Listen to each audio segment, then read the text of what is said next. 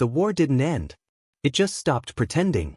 Public broadcasts still showed hope, carefully edited victories, heroic sacrifices, smiling commanders promising humanity would endure. But underground, in places no camera ever reached, the truth was carved into silence. Humanity was losing. Dr. Elias Vorn stood alone behind reinforced glass, staring at the restrained figure on the table. It had once been human. That much was undeniable. But it was something else. Its chest rose in shallow, uneven breaths. Its skin had turned pale, almost translucent, with dark veins branching beneath like cracks in ice. Fingers twitched at irregular intervals, nails scraping faintly against the metal restraints. Its eyes were open, clouded, but not empty. Watching. Subject 17, Elias whispered. Behind him, boots echoed against the cold floor. General Armin entered without ceremony. "Call it what it is," he said flatly. Elias didn't turn. "It's a corpse." Armin's voice didn't change. "And yet it's breathing." Elias swallowed. Yes. That was the problem. 3 weeks earlier, the containment zone had been just another lost city, another red mark on a shrinking map. The Valkyrie had swept through it like they always did, precise, efficient, unstoppable. No survivors. No resistance. Then the dead started moving. At first, Command dismissed it as residual neural activity, a side effect of alien bioweapons. Something temporary. It wasn't. "They don't decay," Elias said, almost to himself. "Not like they should." Armin crossed his arms. "We've read your reports. Get to the point." Elias finally turned. His eyes were tired. Hollow. "They remember." A silence followed. "That's not possible," Armin said. Elias gestured toward the glass. "Watch." He pressed a control. A low-frequency sound filled the chamber, barely audible, like distant static. The corpse reacted instantly. Its head snapped toward the speaker. Its fingers curled. Its mouth opened. The voice was broken. "What?" But unmistakable. Armin stiffened. "That's mimicry," he said quickly. Elias shook his head. "No." He pulled up the subject file. Subject HC-17. Formerly Dr. Lien Chin. Armin frowned. "She worked in this lab," Elias continued. "She died during the first containment breach." He paused. "She's been dead for 9 days." The room felt colder. "And yet," Elias whispered, "she knows my name." The corpse's head tilted slightly, as if listening. "Cold." Elias stepped closer to the glass. "Do you know where you are?" he asked softly. The pause. "Home." Elias closed his eyes. "That's not instinct," he said. "That's memory." Armin looked at the restrained figure, something uncertain flickering behind his hardened expression. "And you think this can be weaponized?" Elias opened his eyes. "No." He hesitated. "I think it will be." The Valkyrie didn't understand fear. That was their greatest strength. And their greatest weakness. "They're a hive," Elias explained during the emergency briefing. "Every soldier, every ship, every thought connected through a neural lattice." A holographic model of a Valkyrie fleet rotated above the table. Perfect formation, perfect synchronization. "You cut off one unit, the others compensate instantly," Elias continued. "You destroy a ship, the network adapts in real time." "Which is why we're losing," Armin said. Elias nodded. "But what happens if something enters that network?" The pause. "Something unpredictable," Elias added. "Something human." The room went quiet. "You want to infect them," one of the council members said. Elias didn't deny it. "If the virus integrates into their neural lattice." "It spreads to all of them," Armin finished. "Yes." "And what happens then?" Elias looked at the projection. At the perfect alien formation. He imagined it breaking. "I don't know." That was the honest answer. That was the terrifying answer. But it didn't matter. Because humanity had run out of better ones. 3 days later, the weapon was ready. Not a bomb. Not a missile. A container. Inside it. Hertz 17. Sedated. Contained. Waiting. Elias stood beside the launch bay, watching as the capsule was loaded into a delivery pod. "This is a mistake," he said quietly. Armin didn't look at him. "This is survival." Elias shook his head. "No," he said.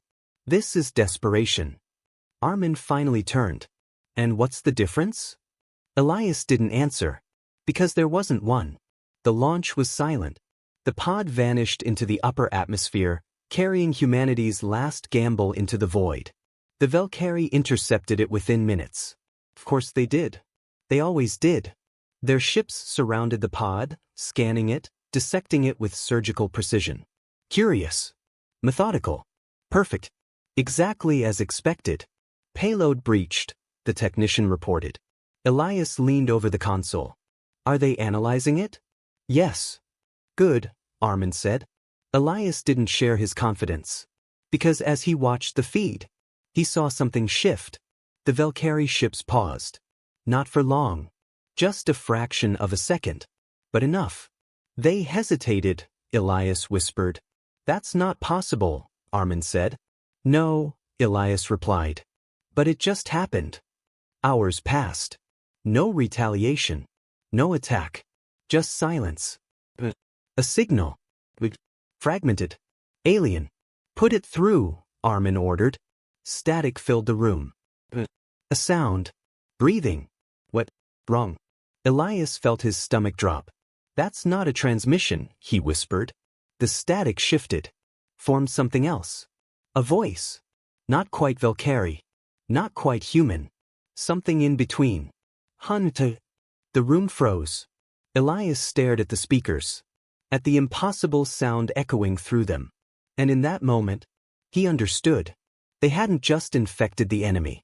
They had given the virus something it was never meant to have. A network. A mind. A way to spread beyond death itself. And now, it was awake. Fire. The Valkyrie didn't retaliate. That was the first sign everything had gone wrong. "No counteroffensive," the technician said, his voice thin with disbelief. "No fleet mobilization. No weapons activity." General Armin leaned over the console. "Run it again." "I already have, sir." Same result. Elias didn't speak. He was staring at the signal feed. At the patterns. At the breaks. "They're not responding because they can't," he said quietly. Armin turned sharply. "Explain." Elias pulled up the neural lattice visualization, the Valkyrie's greatest strength. A glowing web of interconnected nodes, each representing ships, soldiers, entire fleets moving as one. Perfect. Unbroken. Until now. The lattice flickered. Nodes pulsed erratically. Connections warped. "It's destabilizing," Elias said. "That's not possible," Armin snapped. "Their network is redundant. Self-correcting." Elias shook his head slowly. "Not against this." Another transmission burst through the speakers. Stronger this time. Hungry. Cold. More. The voices overlapped. Hundreds of them. Maybe thousands. All speaking at once. Armin stepped back. "Shut it down." "No," Elias said quickly. "Wait." He leaned closer, eyes wide. "Listen." The voices weren't random. They weren't noise. They were fragments. Pieces of something trying to form. "They're not just infected," Elias whispered. He felt it click into place. "They're connected." Armin frowned. They were already connected. Elias shook his head. "Not like this." He pointed to the neural feed. The Valkyrie network shares information. Data. Commands. Another spike rippled through the system. "But this," Elias said, voice tightening. "This is sharing experience." The realization hit the room like a shockwave. Hunger. Human things. Now flooding through an alien hive mind. "They don't have emotional filters," Elias continued. "They've never needed them." Armin's expression darkened. "So they're feeling all of it." Elias nodded. "All at once." Another transmission cut through. Clear. Stronger. "Remember." Elias froze. "That's not Valkyrie," he said. The voice was layered. Human tones mixed with something deeper, colder. The screens flickered violently. Images flooded the system. Cities. Faces. Children laughing. Screaming. Burning. Memories. Human memories. Elias staggered back. The virus, he whispered. His hands trembled as he pulled up the infection data. It's not just spreading. He looked at Armin. It's absorbing. Every host. Every mind. Every fragment of identity. Taken. And now it's inside the Valkyrie network, Armin said slowly. Elias nodded. That network spans their entire fleet. Silence fell. A single thought echoed through the room. It wasn't contained anymore. Movement. A Valkyrie ship broke formation. Slowly. Unnaturally. Tracking trajectory, the technician said. Armin stepped forward. Where is it going? The technician hesitated. Earth. Elias felt something cold crawl through him. No. Another ship followed. Then another. Within seconds, dozens broke away. Then hundreds. Their formation collapsed. Not into chaos, but into something else. Something uneven. Like a swarm that had forgotten how to move, but still remembered where to go. They're coming back, Armin said. Elias shook his head. No. His voice dropped. They're not coming back. He stared at the data. They're being pulled. Another transmission surged. Focused. Home. Elias closed his eyes. The word wasn't alien anymore. It was human. They remember Earth, he whispered. Armin's expression hardened. Then we destroy them before they reach it. Elias turned sharply. And what if that makes it worse? The pause. What if destroying them just spreads it further? Elias pressed. Debris. Exposure. Contamination. Armin didn't answer. Because there was no good option left. The fleet accelerated. Faster than before. Ignoring defensive zones. Ignoring interception risks. Like nothing mattered anymore. Because maybe nothing did. They're not acting like soldiers, Elias said. Armin clenched his fists. Then what are they? Elias stared at the screen. At the ships racing toward Earth. At the signals flooding through the network. At the voices growing clearer. Stronger. Together. They're becoming something else. The final transmission hit. Not fragmented. Not broken. Unified. We are too many. Elias felt his breath catch. The next words were worse. We are coming. The room fell silent. Because for the first time, it wasn't a warning. It wasn't a threat. It was a promise. The Earth was waiting. Fire. The Valkyrie fleet reached Earth in 6 hours. No alarms. No resistance. No final stand. Just silence. They've entered orbit, the technician whispered, his voice barely holding together. All ships accounted for, but no weapons charging. General Armin stared at the display, jaw clenched. That's not possible. Nothing about this war followed human logic anymore, but one thing had always remained constant. The Valkyrie attacked. Boys. Relentless. Precise. Immediate. But now, they hovered. Elias leaned over the console, eyes locked on the drifting alien vessels. Their once perfect formation was gone. Ships floated at uneven angles, their synchronization broken. Some spun slowly. Others pulsed with erratic energy surges. They've lost coordination, Elias said. No, Armin replied, shaking his head. Not lost. He pointed at the screen. They're choosing not to use it.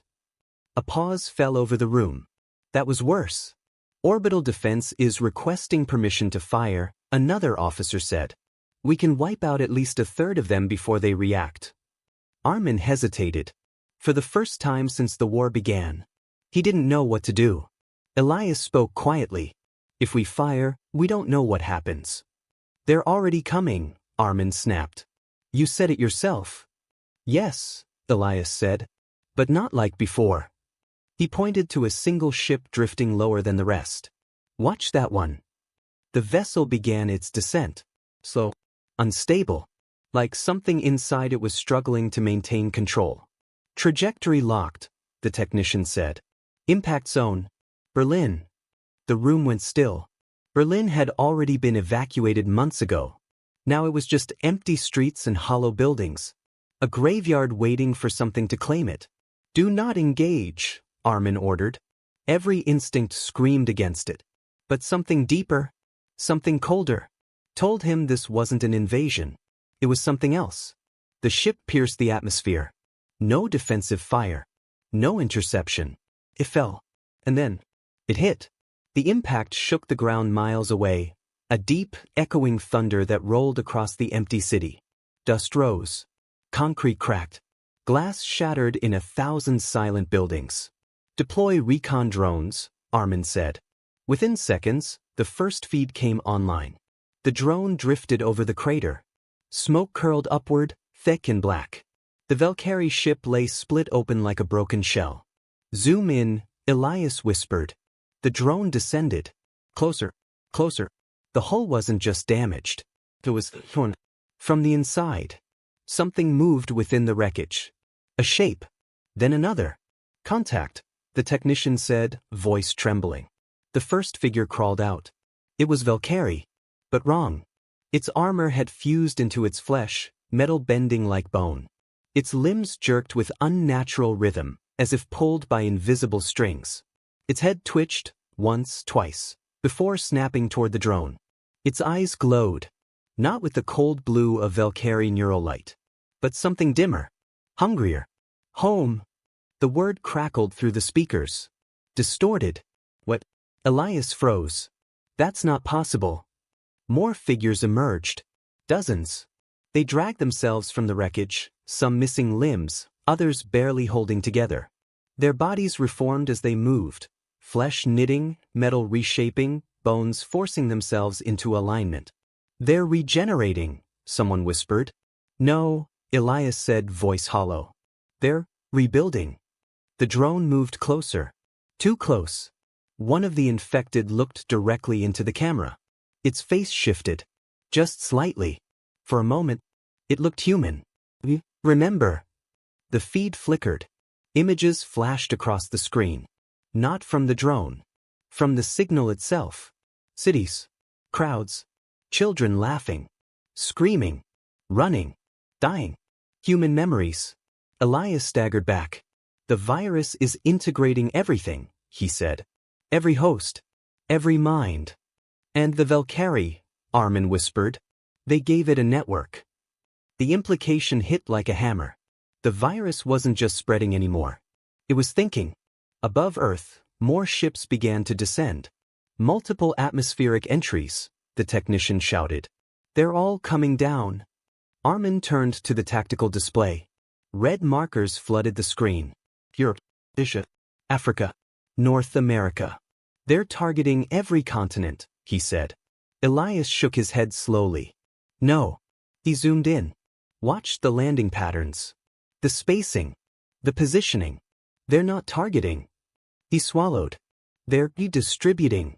Like seeds. Each ship crashed into a different region. Each one split open. Each one released more of the infected. And none of them attacked. They walked. Through empty streets.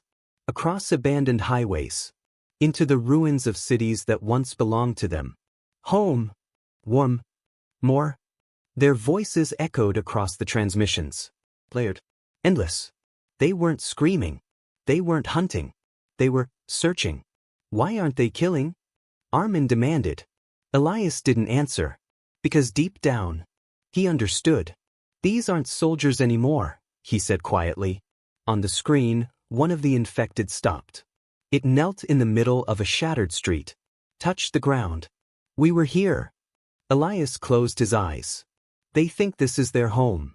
Because inside them, buried beneath layers of alien biology and viral mutation, were human memories, human instincts, human longing. And now, they had come back.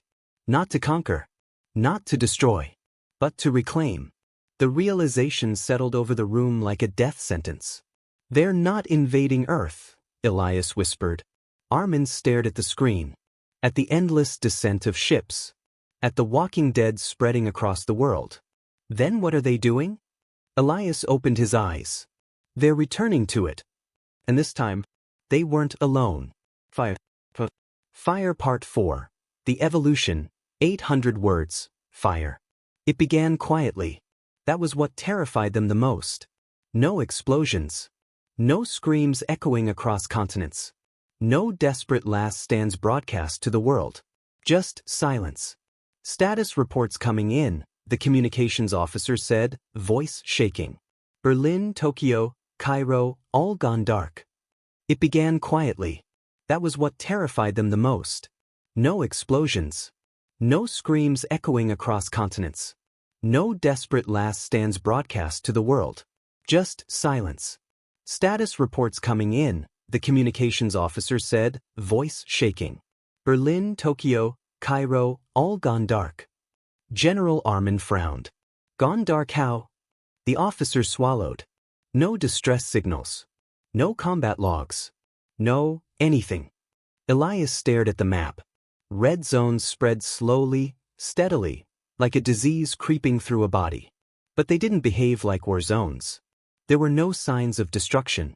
No thermal spikes from weapons. No mass casualties detected by satellites. They're not fighting, Elias said. Armin turned sharply. That's impossible.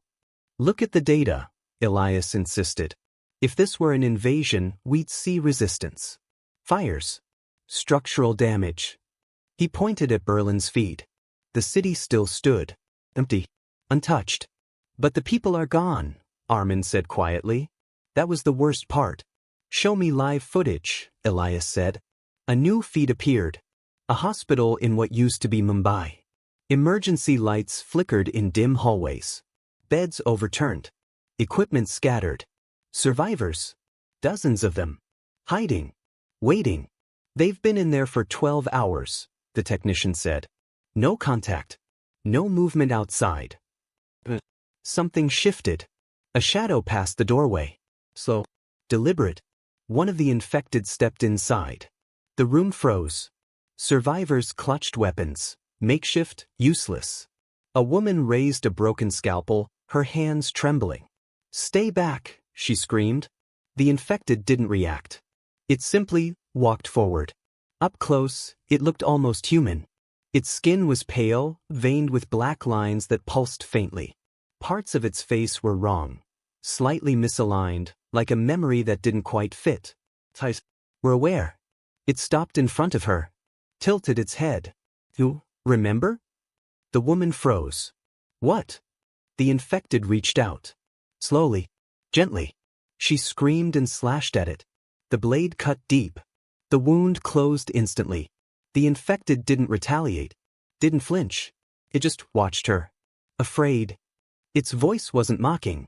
It wasn't cruel. It sounded confused. Then, without warning, it turned and walked away. The rest followed. No attack. No feeding. They left. The survivors stood in stunned silence. Back in the command center, no one spoke. That's not infection, Armin whispered. Elias shook his head slowly. No. His hands trembled as he pulled up more data. More footage. More encounters. The same pattern repeated everywhere. The infected entered. Observed. And left.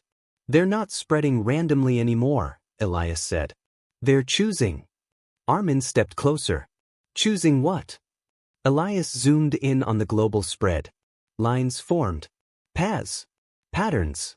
They're grouping. Clusters appeared on the map. Massive concentrations of infected gathering in specific locations. Old cities. Ancient ruins. Places with history. Why there? Armin asked. Elias's voice dropped. Because they remember them. The virus had changed. At first, it consumed. Then it learned. It was organizing. A new feed opened. New York. Thousands of infected stood in the streets. Not moving. Not attacking. Just standing. Facing the same direction. What are they doing? The technician whispered. Elias zoomed in. At the center of the crowd. Something moved. A figure. Different.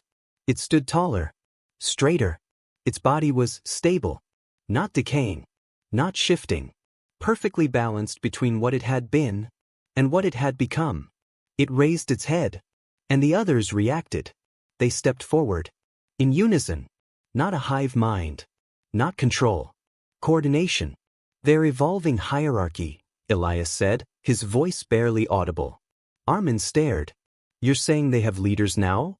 Elias nodded slowly. Not leaders. The figure turned toward the camera. Its eyes focused. Something worse.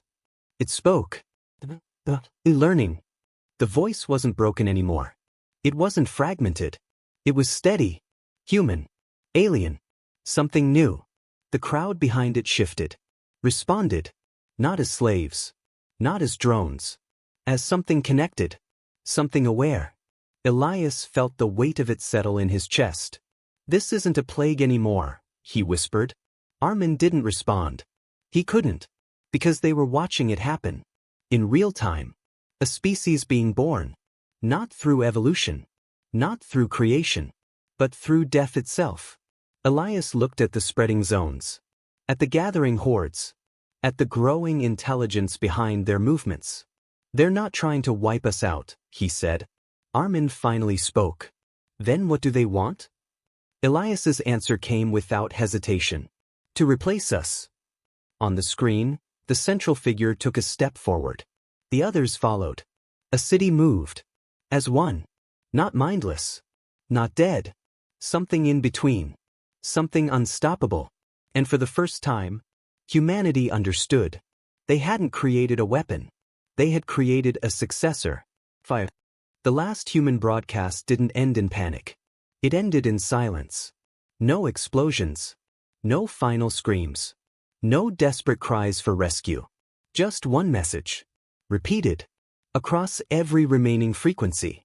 Come home. Dr. Elias Vorn sat in the dim glow of the control room, the message looping softly through the speakers. He hadn't turned it off.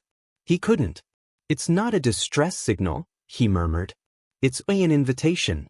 The world outside was still. Not dead. Not alive.